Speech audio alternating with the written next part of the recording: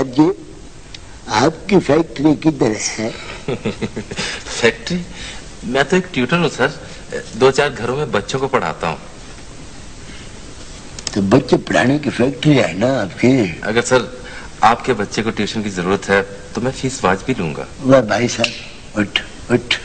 यहाँ पे आप पर्चा दर्ज करवाने आए हो कि मुझसे ट्यूशन मांगने के लिए आए हो? जी ये की कोई जरूरत नहीं है। Don't waste my time is very precious.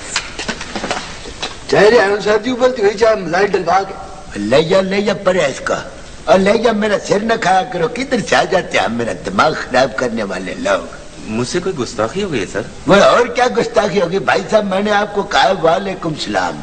आप पढ़े लिखे आए, अगर वालेकुम सलाम का मतलब नहीं समझते तो मुझको तो हैरानी हो रही है कि तुम बच्चों को क्या पढ़ाते होगे। समझ गया सर। ना सर जी, ये सर जी मुझे वापस ले जाऊं चाहिए आप। वह इतनी कालियां मत दिखाया कर मुझको।